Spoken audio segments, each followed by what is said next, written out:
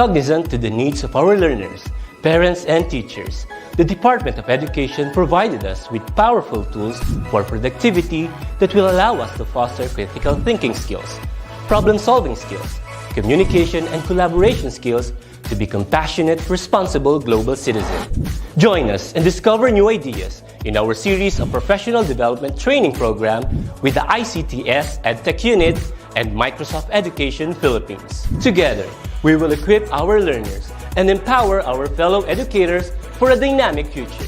Para sa bata, para sa bayan, at para sa guro. Sulong Edukalidad.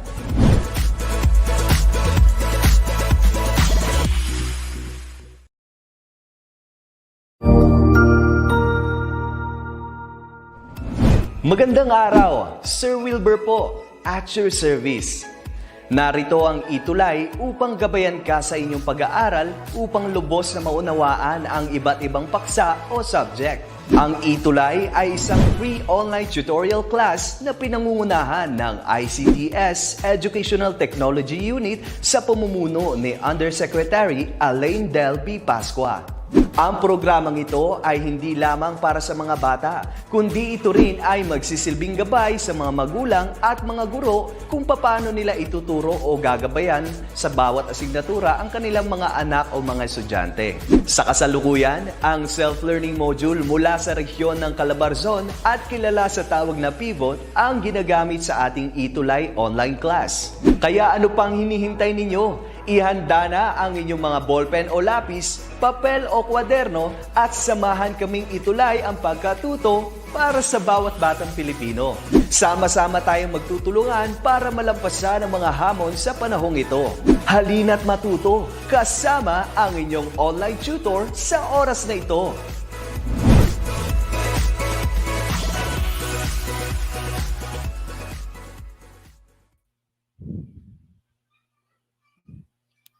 Hello learners! Happy Choose English Day! I am Tutor JB and I will be guiding and sharing knowledge on creative nonfiction.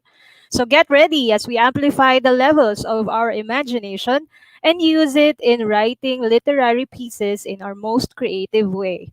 We are still on quarter 3 and moving to week 5. We're on week 5 now of creative nonfiction. And last week, we prepared our minds and hands in creating our draft for a short nonfiction piece.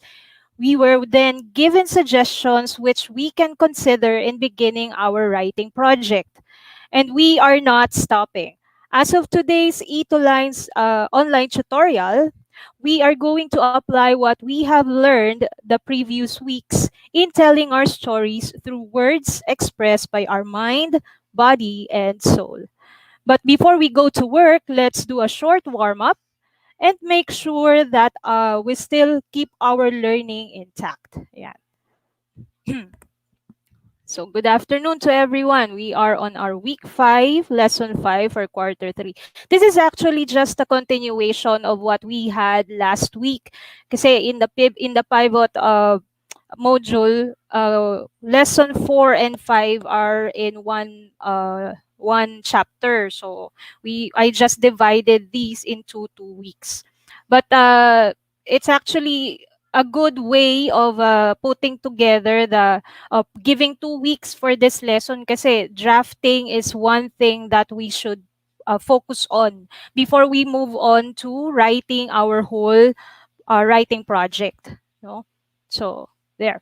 So before we go to work, let's have first a short warm up of our lesson. So do we still have our lessons intact? Do we still have them stuck in our knowledge or stock knowledge? O nakastuck talaga siya? So let's try to grind them. So all you have to do is to read the passage that I have here and then just comment on the comment section your answers, no? Either the number, the letter or the word itself. O pwede rin naman pareho. Ayan. So let's get starting. Yeah.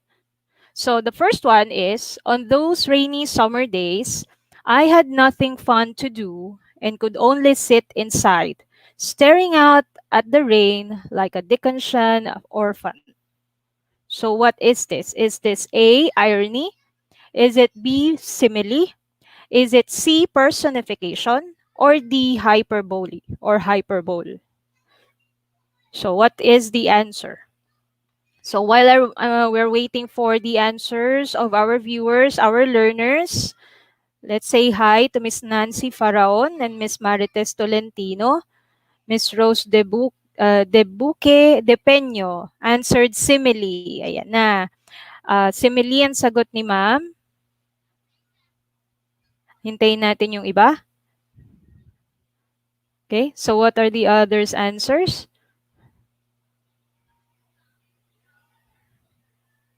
So shout out muna, matagal ko na kasi silang hindi nababate. Shout out to the hardworking SDO Caloocan headed by our very supportive SDS, Dr. Losaria. To my Caloocan City Business High School headed by our OIC Principal, Dr. Ivy Perez. Along with all the department heads and coordinators, particularly syempre sa English Department. Sir Rudney Putong, stay safe po. Yeah. So let's see the answer. If you answered simile, letter B, then you are correct. Ayan. So, meron pa siyang sound effect. Let's go to the next question or next statement. The pans clattered and banged the tapping of the wooden spoon. Tap, tap, tap. So, what literary device or what figure of speech is used in this narration? Is it A, onomatopoeia? Is it B, simile? C, idiom? Or D, irony? So what is our answer? So if we see that kind of statement, no, that has mostly sounds used as words to describe the sound or to give meaning or life to the statement, then what is the literary device used? There, I see Miss Rose de Buque de Peño said A. Roda Menil said A. Is it A, onomatopoeia? Let's see. Yes, it is onomatopoeia. Ito yan, no, the tap, tap, tap. So that's not really a word, but it's actually a sound. No? There.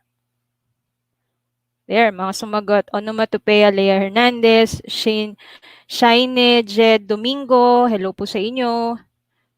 Yan, onomatopoeia. Next. And the thoughts go on. It was disrupted by the alarm saying, your 10 minutes is up. So what is the literary device used there? Is it A, irony, B, hyperbole, C, imagery, or D, personification? And the thoughts go on. It was disrupted by the alarm saying, your 10 minutes is up. So is it irony, hyperbole, imagery, or personification? I see answers. Shiny Jed Domingo said D, personification. Let's see if it's personification.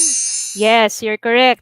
It is personification. Why? Because we have this, your 10 minutes is up is like a dialogue given by the alarm. And alarm is an inanimate object. And we put something like a characteristic of a person like talking to the alarm. Diba? Every time we snooze our alarm, parang 10 more minutes or 5 more minutes. Ayun. Okay, next.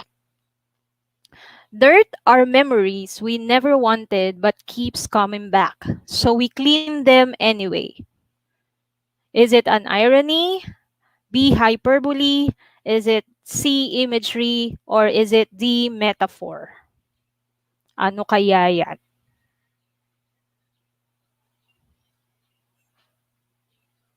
Again, dirt are memories we never wanted but keeps coming back. So we clean them anyway. I see there answers like D. Leia Hernandez said D. Let's see if the answer is letter D. It is letter D, metaphor, right? Because we We have here a comparison between dirt compared being compared or being related to like memories, no? Dirt thou are memories that we never wanted but keeps coming back. Okay, one of the many statements I made for in one of my compositions po. Ayan. There. So D. Thank you. Next, we hit the beach early on Saturday, the last day of our trip. As soon as I got out of the car, I smelled the salty air and heard waves roaring in my ears. So is it A, metaphor? Is it B, hyperbole? Is it C, imagery? Or is it D, onomatopoeia? By the way, no, we may see other answers when we see these kinds of statements or narrative in, like, for example, in tests. We may see it like instead of a metaphor, katulad kanina, we may see it differently. That's actually normal, no? So don't feel about that.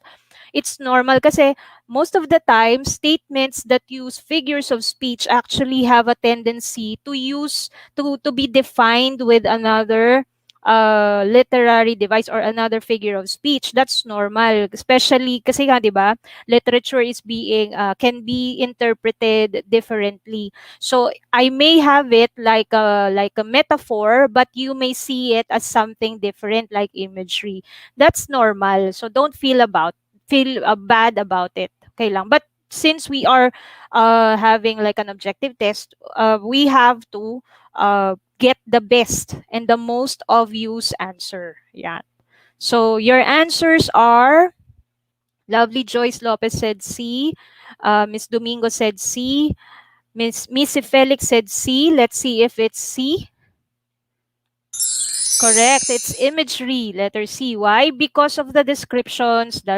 As soon as I got out of the car, smelled the salty air, which is the sense of smell, and heard the waves roaring in my ear. So it gives you the image or the sense of hearing the waves in your ears. Parang nakadikit na yung ears mo doon sa ocean. Okay? Good.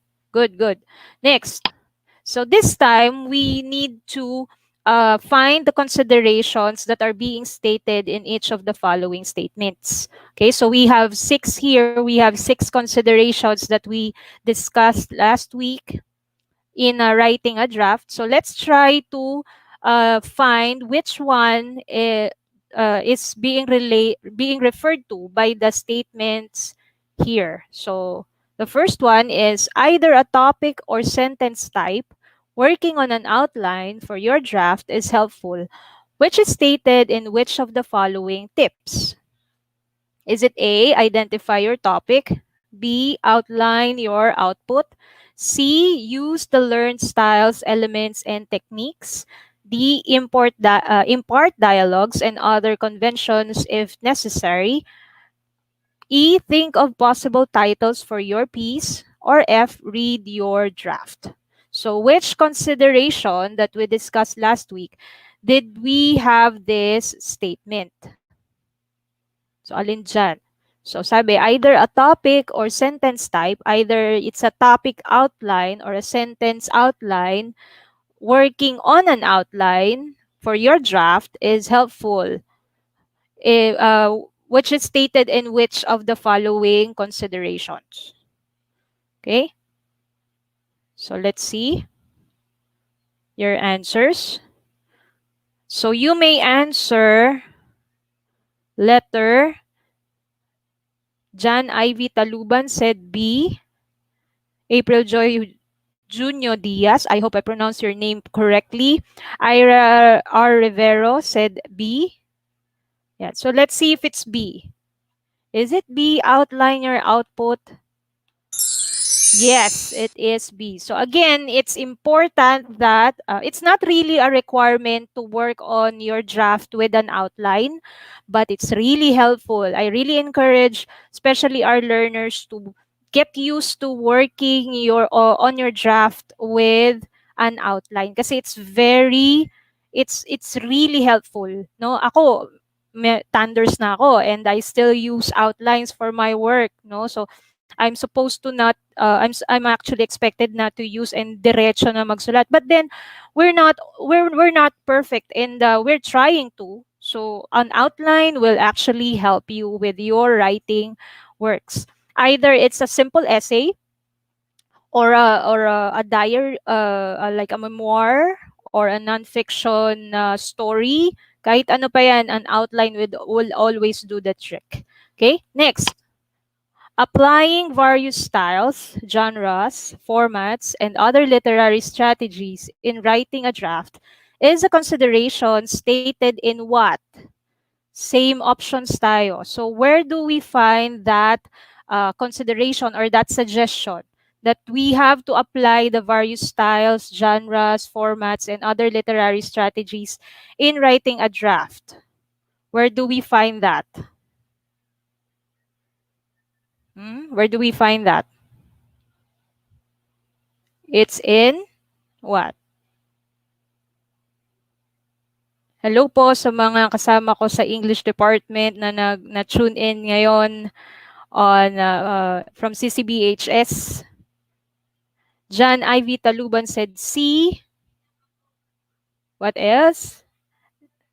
Janica Lian Soriano said C. Ira R. Rivera said C. Miss Kimberly Ardiente Santiago said C. Missy Felix said C. Lahat sila C. Let's see if it's C. Yes, it is C. So use the learned styles and elements and techniques. Yan. So next. Which suggestion is considered when you accept comments from other people regarding your draft? So which of the following suggests that you should consider criticisms from other people when you let them read or see your draft? Sometimes criticisms help, especially if you use them constructively, but like people really cannot help criticizing works by others. That's fine, no, we cannot really prevent them from doing that, but the best way to react on that is to use whatever they say, whatever they said, to your advantage. So constructively, baka nga naman may mas i-improve pa yung draft mo. So why not, diba? Okay? So what could be the answer? It is letter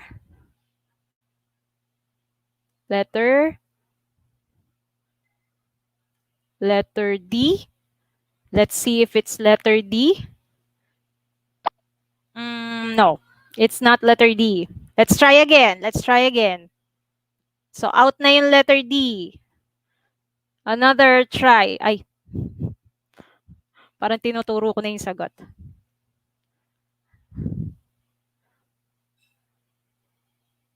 So suggestion considered when you accept comments from other people regarding your draft. Outline your output. Some said C, hindi po. Some said B, di rin.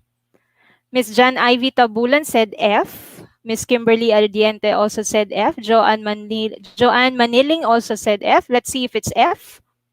It is F. Diba? When we the suggestion or the consideration, the last consideration when working on your draft is after all has been put together, you have to read your draft. Diba? We mentioned also that to leave it or like give it a break or sleep on it or set it aside, because as soon as you get it to read it again or reread it, rework on it, you'll find a lot of things to work on and to improve. And it's really also helpful to let others, for you learners, to let your teachers, no, do not wag kayong mahiya sa teachers nyo. As a teacher, I really appreciate students to ask me of what my apart from grading it, parang would ask my help regarding their draft, kasi I really can help them improve on their draft. Okay, so read your draft. Next. This consideration suggests listing down at least 3 names for your creation. I change it to names kasi if I change it to the mismong term, it would be like a giveaway already. But this is really easy. You can do this. So what is the correct answer? So what is the consideration that tells us to like give three names for your creation so that you can have options. You can draft it and see which one is best. There, I see Carlos Miguel Rivero Carlang said E. Dioscoro Bator said E. Some said A. Pwede rin sa A, isabay. However, we are looking for the considerations where this is suggested. Okay. Ira R. Rivero said E. Let's see the correct answer if it's E. It is E. Ayan, nahuli lang yung aking ano. Think of possible titles for your piece. Diba? I always tell my learners that if you don't put in titles to your essays, to your poems, it's like a mother not giving a name to her child. Diba? Parang ang saklap naman nun. That's your creation. You should put a name. You should put a title on that. Okay? There. Good. Next. In this strategy, it is essential to consider the audience to determine the diction and language which will meet your preferred theme. So, what is the consideration that we discussed last time, wherein this strategy is referred to or is stated? Diba? Essential to consider the audience to determine the diction and language which will meet your preferred theme. Okay? So, Carlo Miguel Rivera said D. Okay? Letter D daw. Roseline Villanueva said D. Jaira Bugarin. I hope I pronounced your name correctly, no? Jaira Bugarin.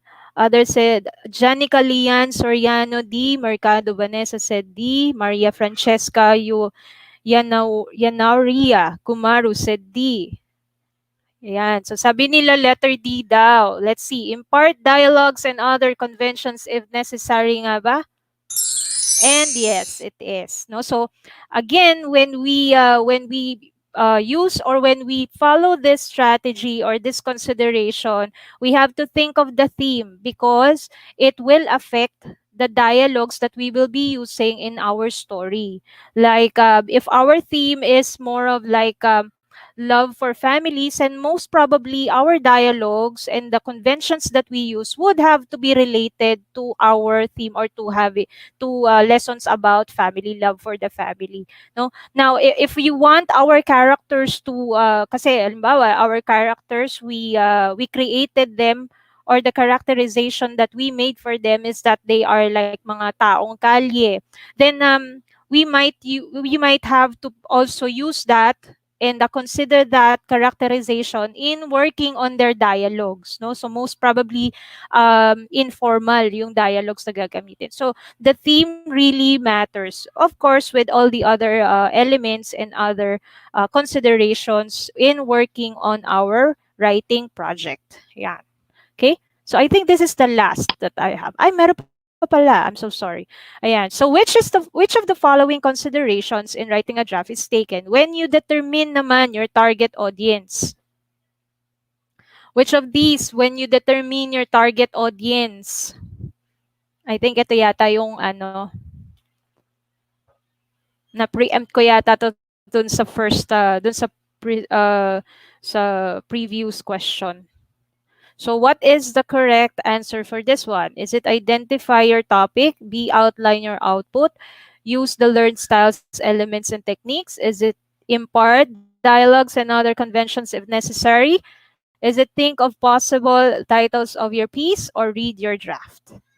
Ayun, sabay-sabay sila. Naglabas ng answer. Good job. So, April Joy Jr. Diaz said A. Kenneth Gabrielio Bilan said A. Gerald Shane Guadalupe said A. Lovely Joyce Lopez said A. Joanne Maniling said A.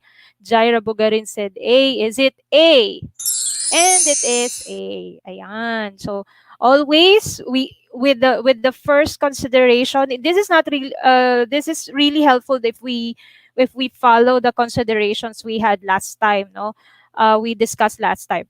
because it will guide us, especially for us, no, and the learners who are doing our drafts for the first time. Kasi dati we may be doing stories, but diretso na. But this time, it would be very helpful if we work on a draft and follow some of the considerations that were given to us. Ayan.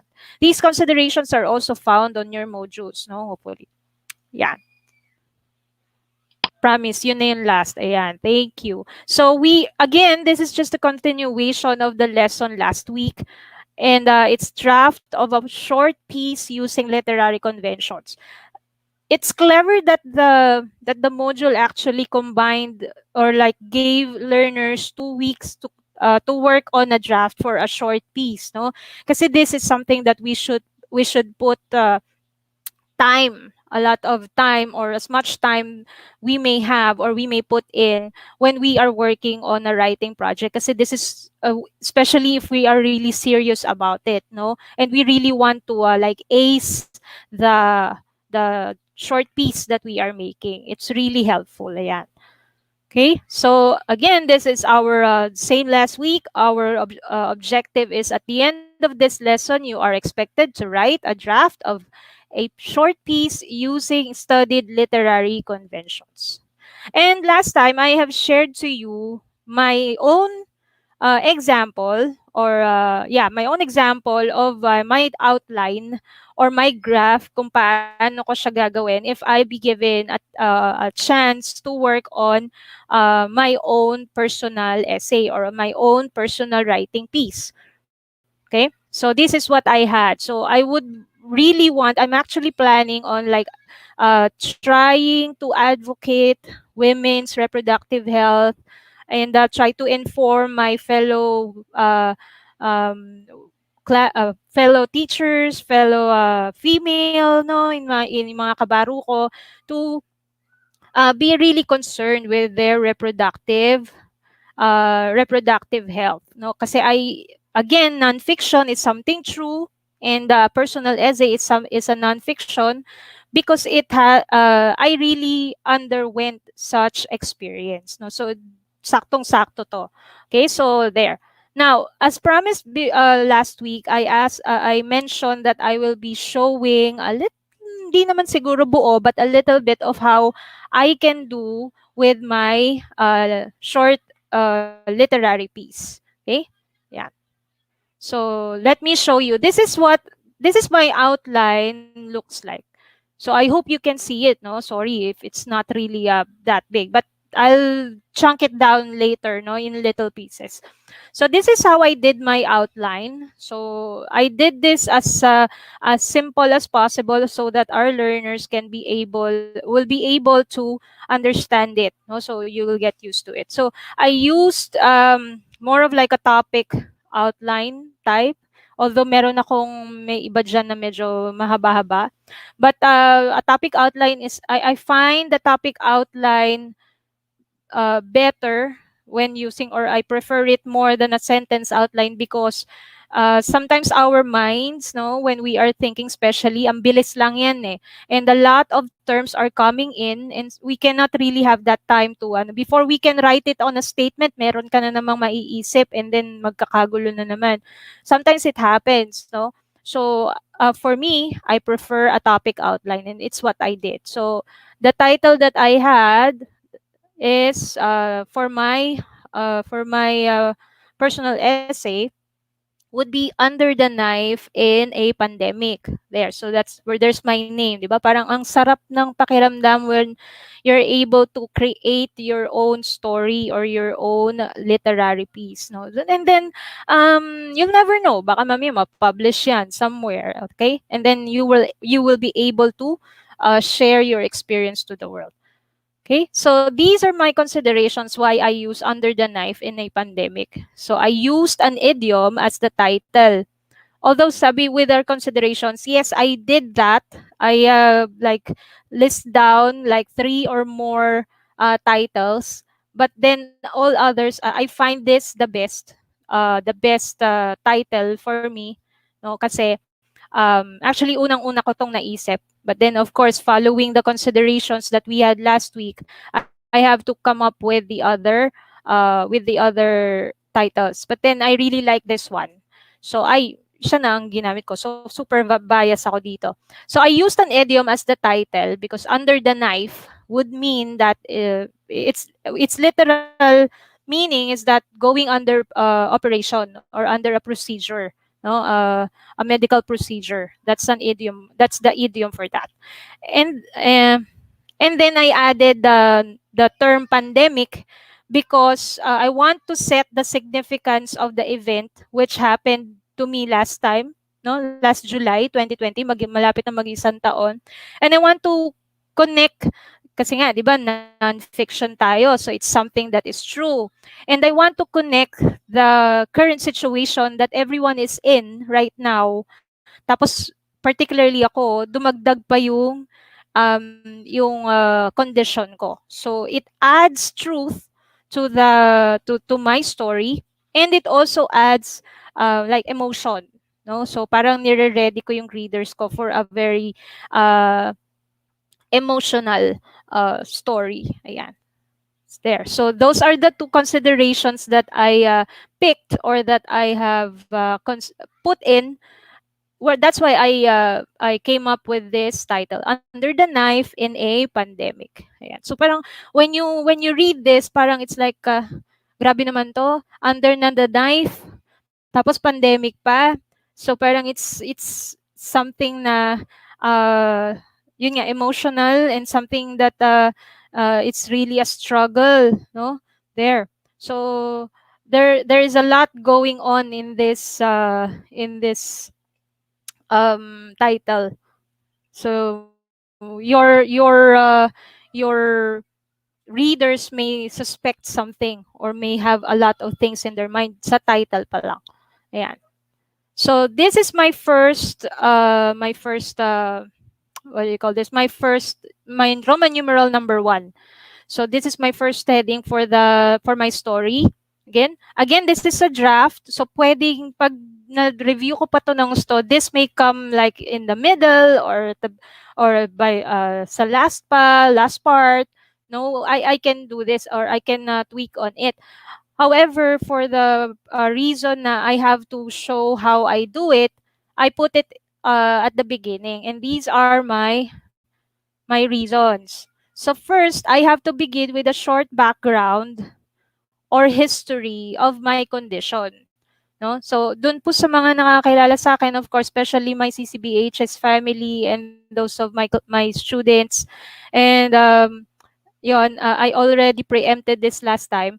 I have undergone hysterectomy. No, I have 3 kids. I've undergone hysterectomy. It's something that is a struggle talaga kasi may pandemic tapos na-operahan pa. It's really a struggle, especially with the pocket. Ayan. So, yon. So, I begin with a short background or history with the family, no? And uh, what happened before I got in I went under the knife when I had my operation. So what was happening in my life. So there was a short description on that, no? Tapos I connected it to the current situation. That's why I had it there, what I already know about myself, and what I did not know about myself, no?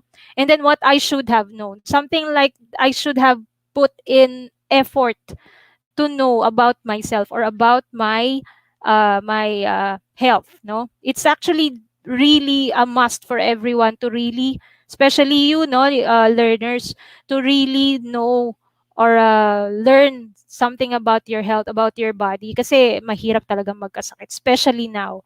Okay, so I had these 2 considerations. That's why I came up with this Roman numeral number 1 on my outline. Okay, and here is what I have came up with. So pagpasensyahan nyo na po yung aking nagawa. I know, learners, you can do better than this, no? Kasi talagang mas fresh, mas marami kayong mas creative yung mind ninyo. Yan. So this is I would like to make my introduction or to begin my introductory paragraph. Let me read it to you. Since my teen days, I always believe that I have a high tolerance against pain as compared with my two sisters. That is, while they would need to skip school for a day or two because of their terrible menstrual cramps, I would refuse missing school, run around, literally, and shake the pain off. I thought that having such tolerance meant that I am physically strong and healthy. In fact, back in 2004, I endured the pain when the doctor stitched the episiotomy or the incision made during my first childbirth. I guess the anesthesia did not do the trick. Or maybe it was because I had no money then and no choice but to be under that public hospital social welfare program, which translates to I signed up for their painful delivery package. I was proud of myself with that ability. I thought I was saving myself from worrying about my health. I was impenetrable, or so I thought. There. So I ended. I came up with this, and if you would notice, I started with how I am during my teen days, no? And then napunta dun sa 2004 when I had my firstborn. And then napunta sa yung ngayon na. Yung I thought that I was really healthy and there is nothing wrong with my body. Tapos I inserted or so I thought. Like preparing my readers to the next kwento that I have for my next paragraph. Okay? Yeah. So this is my second topic for my writing project. So here in the second, which would be like in the second paragraph already, my topic here is like discovering myoma, the one that I had. No, discovering myoma. So what is myoma? And I have this and the history that I have with it. No, like of course, some most of our female viewers dapat alam na to ng mga kababaihan, no, especially our learners na senior high school. Of course dapat we are really concerned with our health, especially during this time.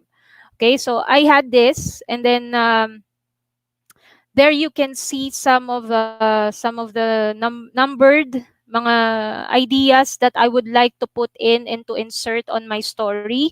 And then the trans V said it all. So the first one would be myoma and I have history. And then because my mother actually had it, so nineglect ko yung possibility na yun that I would also have it because it's in the family. So it's actually in the genes yung pagkakaroon. And then small bumps other than the baby because there is some I would like to uh, tell the story that I already know that there is the bump when I had my third baby, but then I again, because I thought that I am impenetrable, I am healthy, I regretted it. Okay, and then the trans V said it all. The trans V is dun sa mga nakakaalam, that's the procedure that is used to like see beyond pag doon sa reproductive organ ng babae, no, to see if there is something, or to check the health of the reproductive system. And then the doctor's verdict, meaning ganyan kasi ako mag-isip minsan hindi talaga diretso kung ano lang yung maisip ko and then when I have something in mind, gagamit ako ng mga terms that are really like kakaiba. I really wanted to be like different, no, or something that I have learned dati. Pag verdict kasi yung parang ano yung sinabi na ng doktor, no, ano na yung findings ng doktor. And then FYI on myoma, this is important for me because in discovering myoma, the FYI on myoma I would have here a discussion or a brief reference of scientific references, medical references on the symptoms and of the myoma. So, and the treatment as well. Kasi that's part of my advocacy to like to inform my fellow female uh, friends or anyone who wants to read it that this is something serious, no, especially for the girls, for the women. Okay, and then treatment options for myoma. Ayan.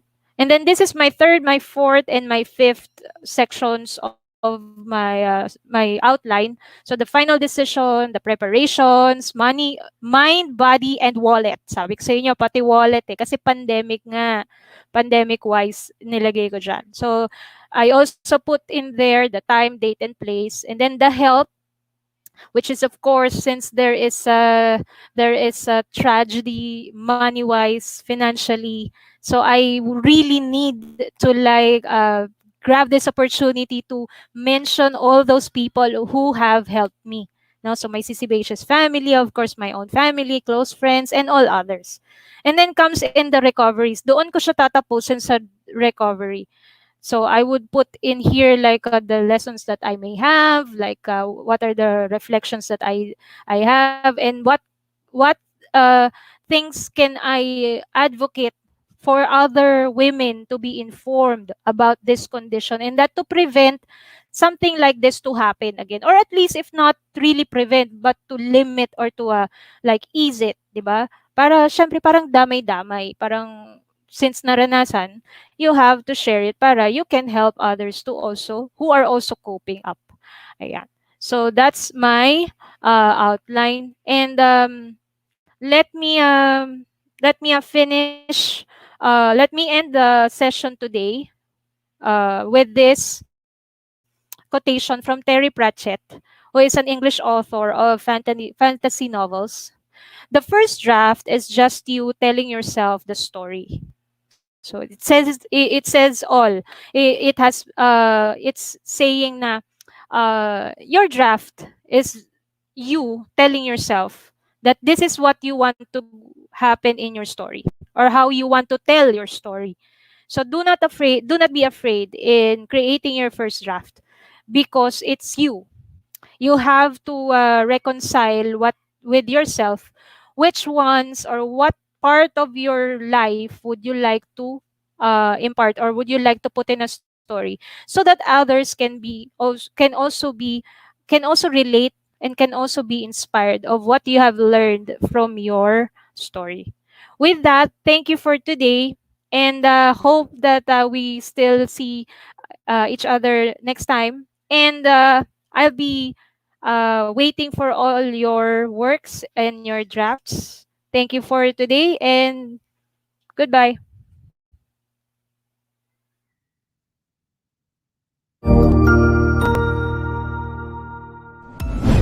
Sigurado ako na marami ka na namang natutuhan sa ating ETUlay tutorial session ngayong araw. Tandaan, ito ay hindi lamang para sa ating mga mag-aaral, kundi pati rin sa ating mga minamahal na guro at mga magulang na kaagapay natin para maituloy ang pagkatuto sa kabila ng nararanasang pandemya. Patuloy ding sumubaybay sa DepEd TV para sa mga araling ginawang video episodes. Mapapanood ito mula Lunes hanggang Sabado, alas 7 ng umaga hanggang alas 7 ng gabi sa inyong mga telebisyon. Abangan bukas mula 1:00 ng tanghali ang iba pang aralin sa ating ETUlay free online tutorial session sa Filipino. I-like and subscribe at manatiling nakasubaybay sa ating ETUlay tutorial session sa DepEd Edtech Unit FB page at Educational Technology Unit channel sa YouTube at sa DepEd Tayo at DepEd Philippines social media accounts. Paalam!